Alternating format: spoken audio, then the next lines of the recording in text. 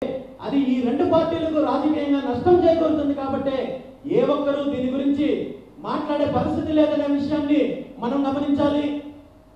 దాంతోపాటు పార్టీ మీద అనేక రకాలుగా ఆరోపణలు చేయడము, అనేక రకాలుగా ఆధారం లేని ఆరోపణలు చేయడము, కుతంత్రాలు చేయడము, నేను ఎవరో చెప్తే ఎవరో వెనకుండి నన్ను నడిపిస్తే నేను పార్టీ పెట్టానని, ఏదో పార్టీ నా వెనక ఉన్నారని, ఏదో నాయకుడు నా వెనక ఉన్నారని చెప్పి రకరకాలుగా తప్పుడు ఆరోపణలు, తప్పుడు ప్రచారాలు చేసే కార్యక్రమము ఈ పార్టీలు చేశాయి అనే విషయాన్ని కూడా ఈ రోజు మనం గుర్తించాలి.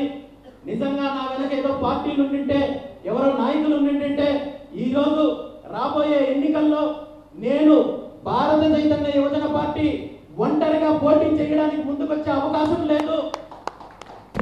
నేను మళ్ళీ చెప్తున్నాను, పార్టీ మీద కావచ్చు, నా మీద కావచ్చు, వీళ్ళు చేస్తున్న ప్రచారాలు 100% అవాస్తవం అనే విషయాన్ని నేను ఈ సందర్భంగా తెలియజేస్తున్నాను. పార్టీ ఆవిర్భావం వెనుక, నేను రాజకీయంగా ముందుకు రావడం వెనుక ఒక ఆశయం ఉంది, ఒక ఆవేదన ఉంది. ఈ రాష్ట్రంలో జరుగుతున్న మార్పుల్లో ఎక్కడో ఒక చోట, ఈ దోపిడీలో, ఈ విధానంలో ఎక్కడో ఒక చోట మార్పు రావాలని ఒక తిరుగుబాటు కోసం నేను అడుగు ముందుకు వేశాను తప్ప ఎవరో వెనకుండి నన్ను నడిపిస్తే నడిచేంత చాతగాని వాడిని అయితే మాత్రం కాదనే విషయాన్ని ఈ సందర్భంగా మీ అందరికీ తెలియజేస్తున్నాను.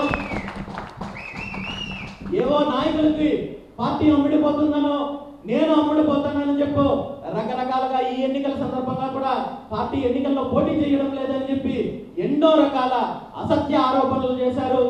ఈ సందర్భంగా నేను ఒక్కటే చెప్తున్నాను, భారత చైతన్య యువజన పార్టీ ఒక ఆశయంతో ముందుకొచ్చిన పార్టీ, ఒక లక్ష్యంతో ముందుకొచ్చిన పార్టీ. ఈ రాష్ట్రంలో జరుగుతున్న దోపిడీని అరికట్టడానికి, ఈ రాష్ట్రంలో జరుగుతున్న రాజకీయ కుట్రలు, ఒక రకమైన ఈ వ్యవస్థ ఏదైతే ఉందో, ఈ వారసత్వ రాజకీయాలు ఏవైతే ఉన్నాయో, ఈ కుటుంబ రాజకీయాలు ఏవైతే ఉన్నాయో, వీటిని అంతం పలకడానికే భారత చైతన్య యువజన పార్టీ ఆవిర్భావం జరిగిందనే విషయాన్ని ఈ సందర్భంగా తెలియజేస్తున్నాను.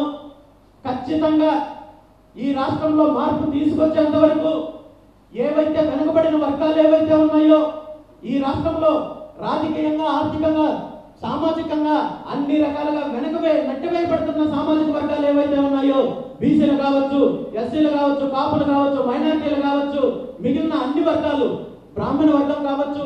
ఈ రోజు మనం చూస్తున్నాం, ఒకప్పుడు ఎన్నో రకాలుగా బ్రాహ్మణులు అంటే ఎంత సమాజంలో ఎంత గౌరవంగా బతికారో, ఎంతో రకాలుగా ఆర్థికంగా కావచ్చు, అన్ని రకాలుగా గౌరవప్రదమైన వృత్తిలో ఉన్న వాళ్ళు కావచ్చు, ఈ రోజు నిజంగా సమాజంలో ఎలాంటి దినస్థితిలో ఉన్నారో, వైశ్యులు కావచ్చు, మిగిలిన వర్గాలు కావచ్చు, అన్ని రకాలుగా ప్రతి ఒక్కరూ ఇబ్బంది పడుతున్నారు.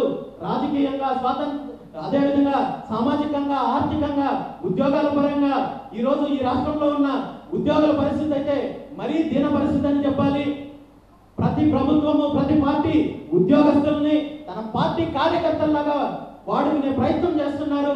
ఎవరైతే అవినీతి లేకుండా, ఎవరైతే స్వచ్ఛందంగా, ఎవరైతే నీతివంతమైన విధులు నిర్వహించాలని చూస్తున్నారో వాళ్ళందరినీ కూడా వేధించే కార్యక్రమం చేస్తున్నారు. ఈ రాష్ట్రంలో ఎవరైతే ప్రభుత్వం చెప్పిన తప్పుడు పనులు చెయ్యనంటున్న ఉద్యోగుల్ని ఏ విధంగా ట్రాన్స్ఫర్ల పేరు చెప్పి, సస్పెండ్ల పేరు చెప్పి ఇబ్బంది పెడుతున్నారనే విషయాన్ని కూడా ఈ రోజు మనం గుర్తించాలి. ఇక అన్ని రకాలుగా ఈ రాష్ట్రంలో ఉన్న అన్ని వర్గాల ప్రజలకి మంచి జరగాలి, ఈ రాష్ట్రంలో ఒక మార్పు రావాలి, ఒక అభివృద్ధి జరగాలి, రైతులకు మంచి జరగాలి, యువతకు మంచి జరగాలి, బలహీన వర్గాలకు మంచి జరగాలి.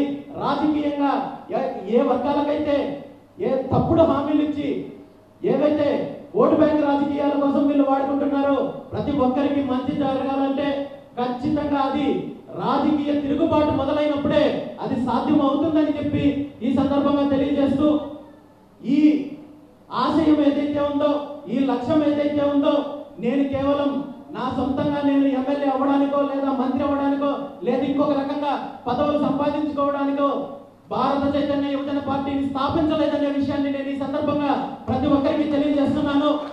ఈ రాష్ట్రంలో అధికారం, ఒక సామాన్యుడికి అధికారం రావాలి. సామాన్యుడి చేతుల అధికారం ఉన్నప్పుడే అది రాష్ట్ర అభివృద్ధికైనా, మిగిలిన అన్ని వర్గాల అభివృద్ధికైనా సహాయపడుతుందనే ఉద్దేశంతో ముందుకు వచ్చాను. నిజంగా